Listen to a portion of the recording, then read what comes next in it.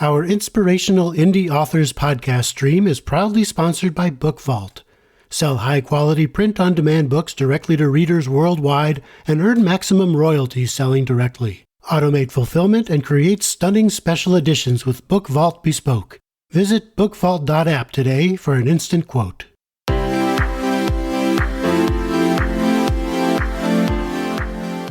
I'm Howard Lovey of the Alliance of Independent Authors and book editor at howardlovey.com, and you're listening to Inspirational Indie Authors. Every episode, I interview an ally member to find out what inspires them and how they are an inspiration to other authors. My guest this episode is Jane Buckley, an author from Derry, Northern Ireland, who writes about the Troubles based on her own experiences. After building a career in London, she returned home and began writing to help others understand the conflict. Her book draws from real events, capturing both the violence and the everyday lives of those who lived through it. I'll let Jane Buckley tell her story. My name is Jane Buckley. I was born in Derry in Northern Ireland in the mid-60s. As a young lady, I guess like a lot of young people at that time during the Troubles, I left Ireland and I moved to London, where I lived for nearly 35 years. I always knew I would come back home. And as a result of that, I did, probably just before COVID. And I had this idea through my travels all over the world. A lot of people didn't truly understand why the Troubles happened in Ireland and why they went on for so long. So I decided to write a book, a fictional story from my own experiences, which evolved into what is called a tetralogy. So it's a series of 4 books based around true events and from my own experiences, having lived at that time. Wow. Okay. Well, you went through your entire life story. I think we can. Very boring. No, not boring at all. Well, let's go back in time a little bit. Can you tell me a little bit more about where and how you grew up, and also was reading and writing a part of your life? Yeah. Okay. I grew up in what is known as the Bogside, the heart of the Bogside here in the city of Derry, which would have been prone to Bloody Sunday massacre, for example. So I grew up until I was a teenager right in the heart of the Troubles, which every day to us was just normal. But in hindsight, looking back, it was a war. It was a horrific time for everyone. And I guess my love of reading especially was a form of escapism. So I would have been the one that probably would be in the corner reading a book. I mean, I just immersed myself in any book I could get my hands on. I just read. And in fact, we had a little bit, I would call it a library, but it was a bookshelf, quite frankly, at home. And it would have had all the classics. And I don't know how many times I read Jane Austen's books, but I just loved reading. It just took me away from what was going on around me as a child. Now, I mean, so you felt it specifically? I mean, were there bombings or violence? Yeah, absolutely. It was just something that we didn't know any different. I mean, the trouble started really in, late 60s, early 70s. And, I would have been a 4 or 5-year-old child. So, wherever we went, we were stopped, to go into the city centre. I mean, people complain about security at airports. We lived with that. If you wanted to go from one end of the street to the other, you used to have to go through British Army checkpoints. You would have seen guys being pulled aside and lifted, as they called it here, and just being lifted and arrested, thrown into the back of British Army Saracens. Bombs going off in the distance, bomb scares. People I went to school with, who got involved with paramilitary organisations. So it was rife and it was everywhere. I could only describe the city as black and grey. It was not a pleasant place to grow up to. So I couldn't wait, like many, Howard, to get out. Yeah. Because, there was a big world out there. And I'll never forget my first time walking down Oxford Street, past Selfridges, and the size of the streets, and just this feeling of a weight being lifted off you. It was safe. You didn't have to look over your shoulder. There was always this unmentionable sort of invisible tension growing up. It was tough. It really was tough. And, it gave me a terrific foundation to appreciate a lot more things probably than most. Yeah. Yeah. Do you think you still, suffer from a form of PTSD from that kind of childhood? But if anything, it's giving me that sort of, as I say, the strength to just do things, to take risks. To like writing was a risk for me because I'd obviously never done it before. But I'll be honest, I don't think. And again, it's when it's sorry, I know I'm digressing, but people have said to me, the issue I've had about my books is the fact that they are about the Troubles. So there are a minority of people who just do not want to even look back, don't even Right. want to talk about it. I think it's important that we do not forget because we still have big issues here, but most, if not all, the people in this country just do not doesn't we don't want to go back to that. The stereotyping, the prejudices, just because we are Catholic or Protestant. So I wouldn't say I suffer from PTSD, but I would definitely say, especially for this generation, there's a serious mental health issue with Mm. young men and women in the north of Ireland specifically. And I do believe that stems from their parents having gone through the Troubles and staying here and perhaps not seeing getting out, if that makes Right. sense. So you got out at the age of 17 and you went Yeah, alone. Was yeah. that something were you defying your parents, or did they say leave, or No. how did that happen? Well, my Um, sister happened to be in London, and she actually took me over when I was 17 for my birthday, and I that was in the June, and I came back, and I'll never forget it. But my mother took a look at me, and she just knew. Mummy always encouraged us to travel because she would have loved to have traveled, but yeah, at that time, she was a homemaker, and she didn't. But it wasn't. It was amazing. I was very fortunate. I worked hard. I loved London. Whereas if my youngest daughter, had come at 17 and said, I'm going to London, I would have gone ballistic. There was, mhm. there was opportunity there. There was a big world. I think if I'd stayed, quite frankly, Howard, I feel I am a Republican. I do hope that one day we will sort this out and we will have a united Ireland. Mhm. I don't know what I would have done if I had stayed. It would have been quite interesting. In fact, I've probably never really thought about it that much, but I just knew I had to get out. It was, Yeah. it was, you know, fight or flight, I think. So then you went on to sort of have a successful career. What was your trajectory? Did you go to college, or begin working? No, Um, I didn't go to college because there wasn't an opportunity. It wasn't really mentioned. It wasn't done either. You went into, Derry would have been we had probably around 40 shirt factories, manufacturing factories in the city. So a lot of the women actually would have gone to work in a factory, or left. But I did a secretarial course and I just needed money. Our family, we had a business that was in the heart of the Bogside. The business was lost. We lost our home. We ended up squatting in a social housing. So we literally went back to scratch. So money was very, very tight and I just needed to work. So, and at that time in London, the early 80s, it was booming. So I got a cracking secretarial job. I worked hard. I still work hard. I've got a stubborn work ethic. I don't sit down very often. mhm. And in the end, just as time went on, I found that I was naturally good at sales and I loved managing. I ended up as a national sales manager for the Bank of Ireland before I married my husband and retired or, came back to Ireland. And it was really just, I think it's like anything. If you put the work in, you get the reward. And I was very successful. And, I've done things in my life, Howard, I never, ever dreamt that I would do. So I feel very privileged and very, very lucky.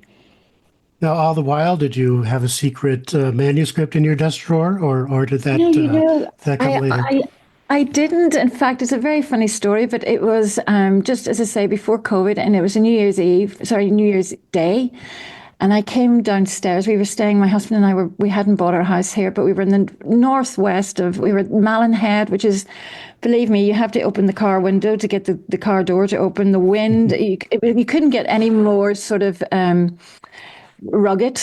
And I came down and I said, John, I'm going to write a book. And he did laugh. He did laugh. He just sort of thought, well, really?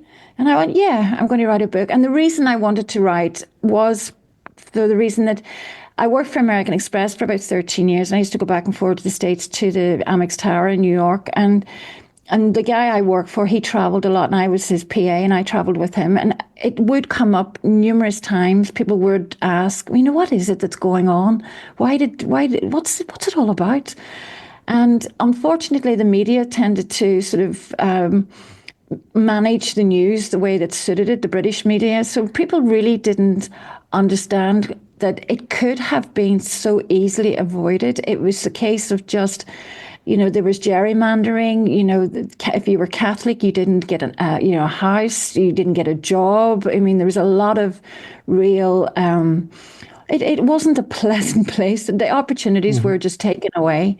So I thought, well, let's not do so many amazing books have been written by journalists or, politicians about the Troubles. And I thought, well, I'll write a fictional tale that has a little bit of everything in it. It's a love story. It's based again on my own experiences when our house used to be raided quite regularly by the British Army. That was, you can imagine, that was pretty terrifying. House after house along the street. So it's really a little bit of a memoir, as well as just bringing in some of the characters and that black humor that tends to get you through tough times. So that was really why I started to write.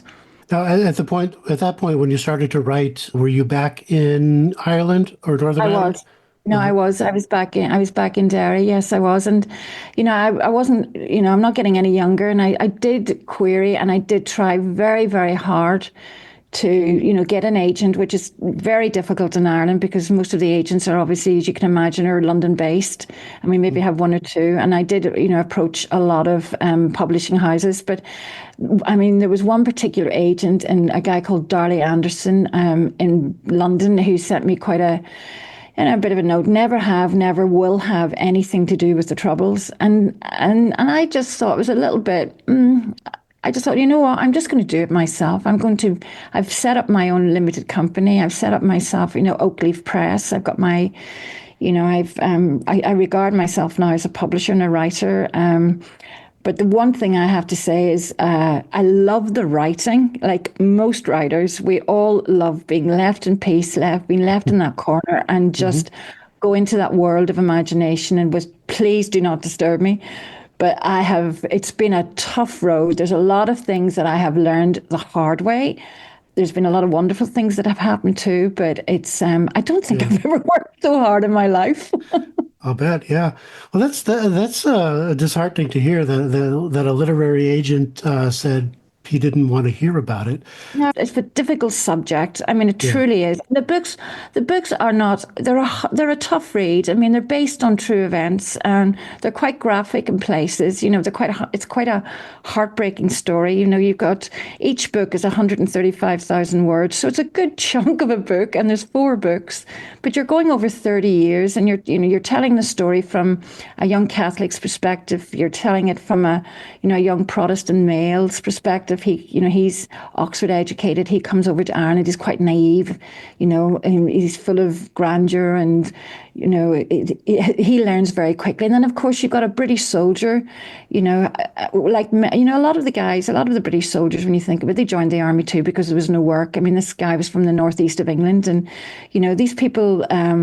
These characters become so real to you, but not everybody wants to read about the Troubles. But I do think it's improving. There's been a couple of books that have come out recently. I know Disney had a TV series on called Say Nothing, which I actually used quite a lot as part of my research. So, I didn't write the books to make money, thank God.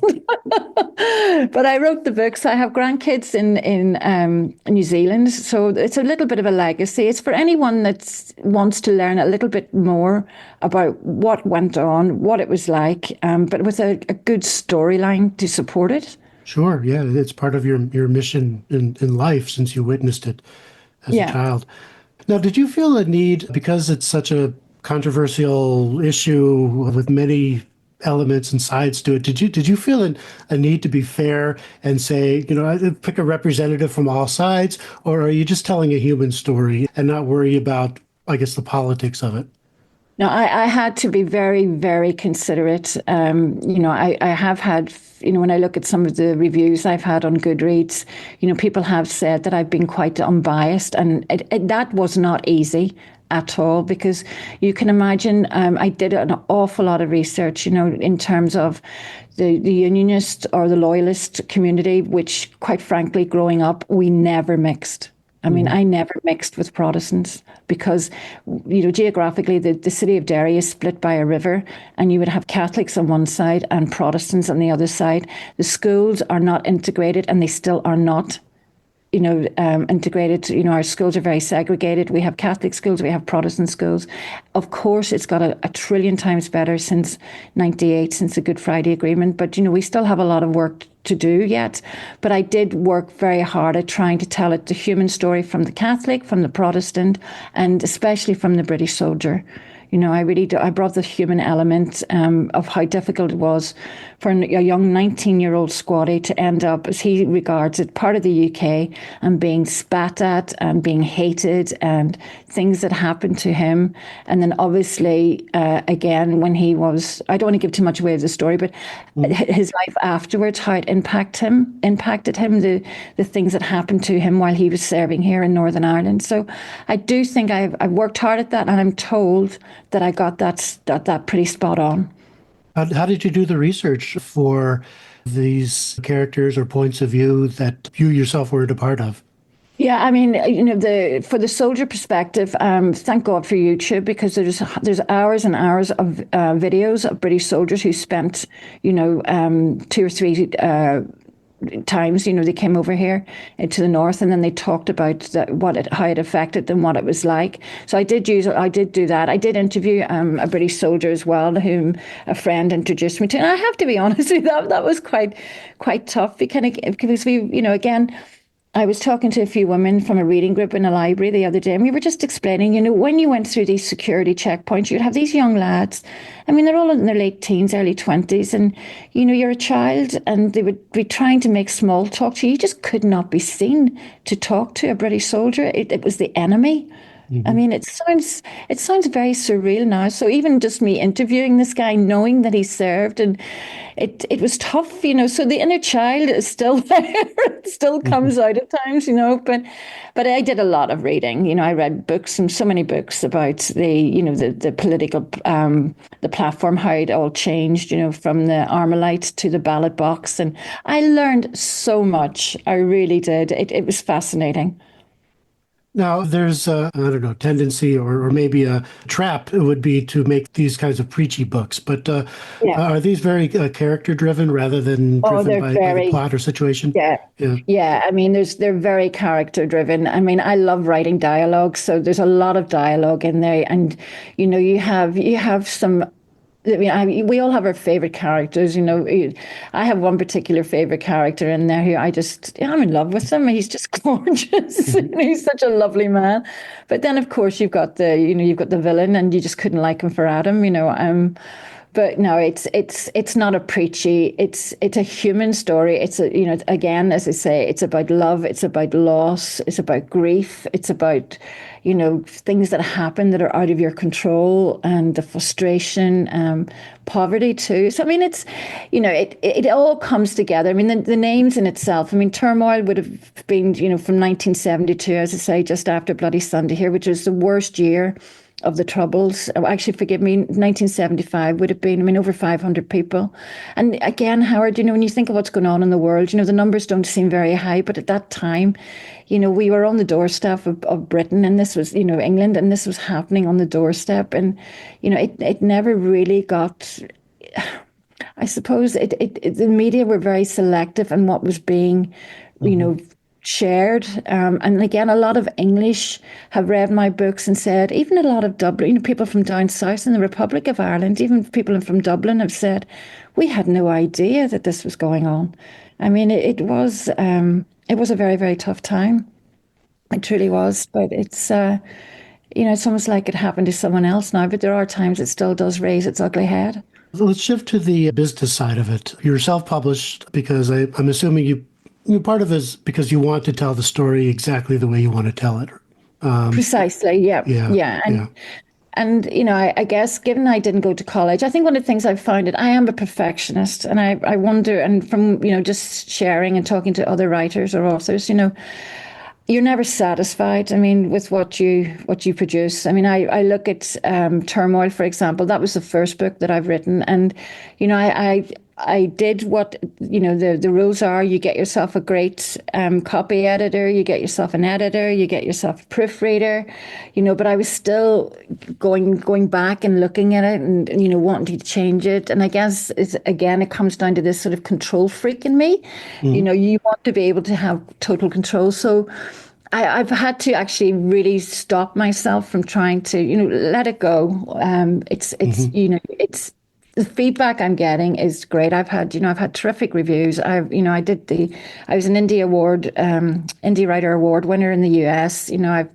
I've had the most wonderful opportunity because what's happened, my next book, part of the storyline was that there was two New York cops. I don't know if you saw this from what I sent you, but there was two New York cops, two brothers from Cork in Ireland who emigrated to America, and they're 17 or 18.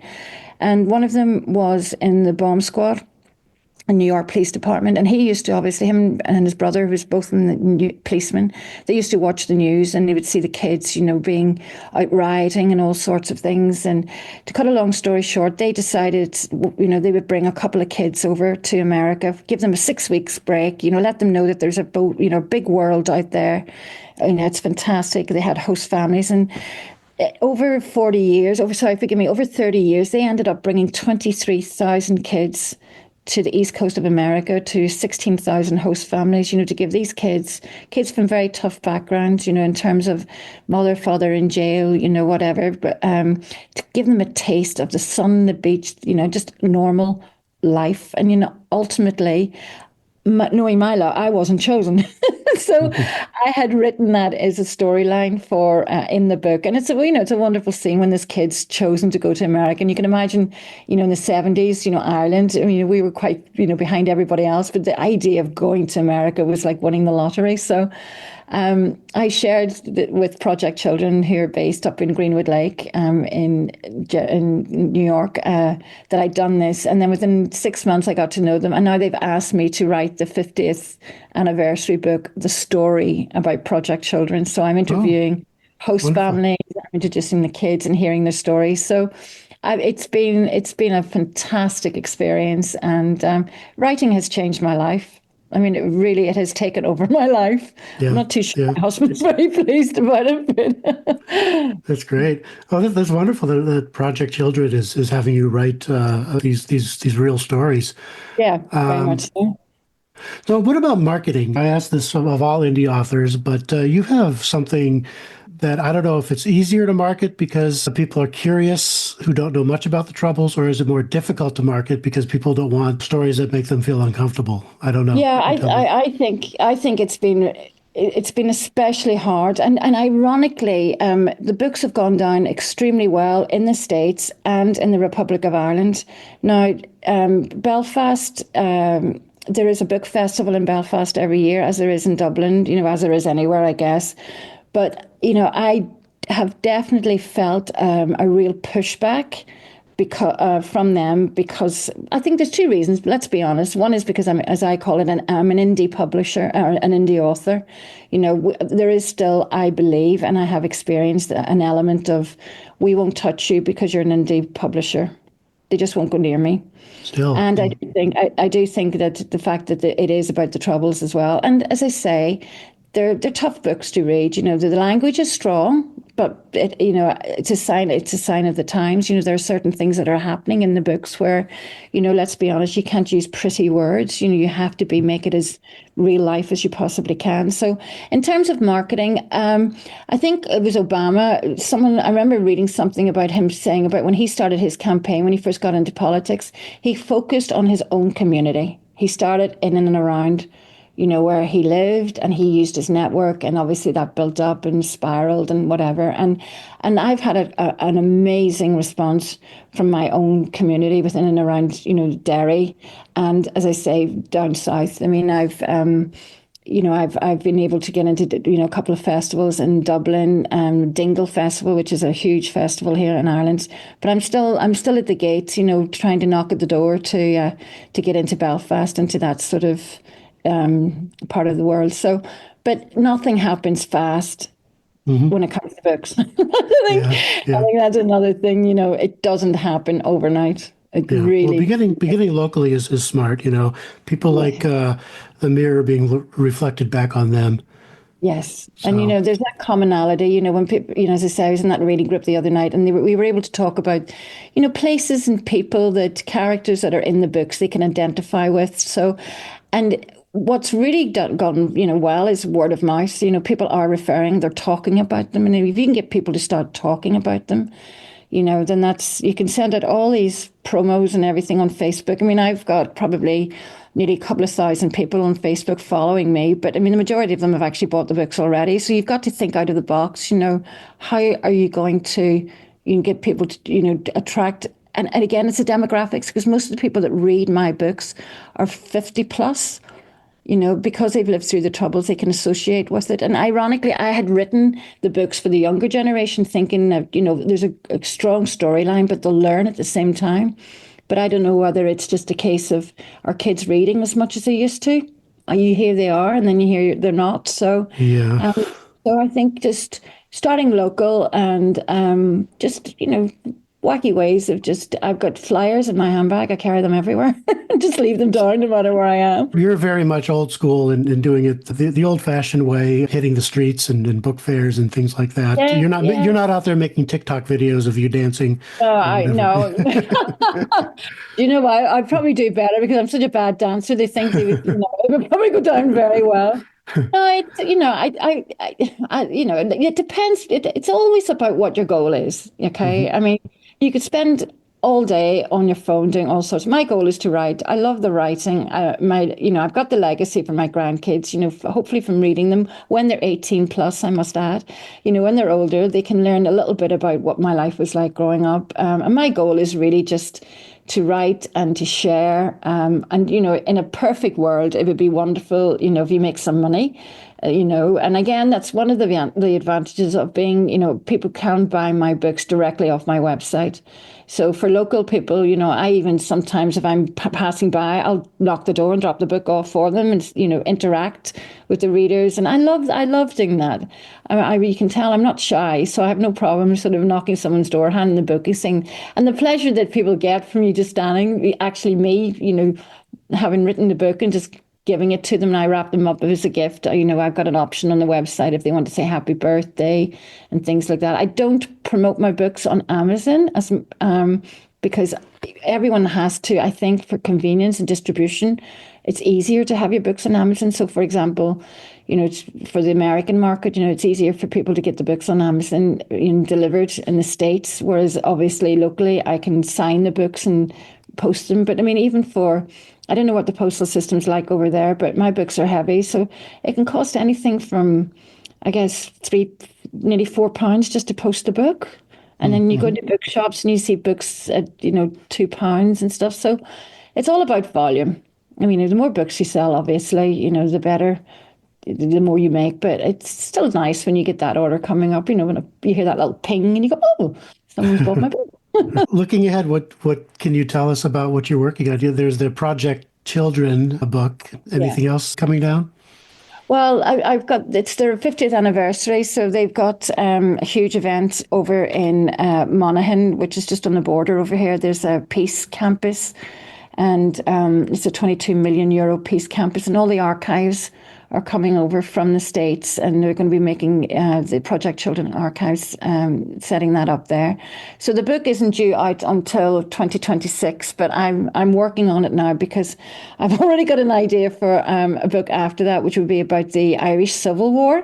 Just after the 1916 Rising, we had a civil war Hmm. for 2 or 3 years, and I really do not know anything about it. And I think that's something that I would be fascinated, whereas, brother turned on brother, just to see what that was all about. So Hmm. again, it'll be fictional. So, that's if my husband hasn't divorced me by then because he never sees me. I'm locked up in this room, sort of in my little world, working away. I'm sure he understands once he sees the finished He's been project. great. Yeah. Well, thank you, Jane. I appreciate you taking the time to talk to me. It's been I very hope it was of educational. interest. Good. I'm delighted. Thank you for having me. I really enjoyed it, Howard. It's lovely to Okay. get the opportunity. Very much so. Thank you, Thank Jane. you. Bye. Bye. You've been listening to Inspirational Indie Authors. I'm Howard Lovey, Content and Communications Manager at the Alliance of Independent Authors and book editor at howardlovey.com. This podcast stream is proudly sponsored by Book Vault. Sell high-quality print-on-demand books directly to readers worldwide and earn maximum royalties selling directly. Automate fulfillment and create stunning special editions with Book Vault Bespoke.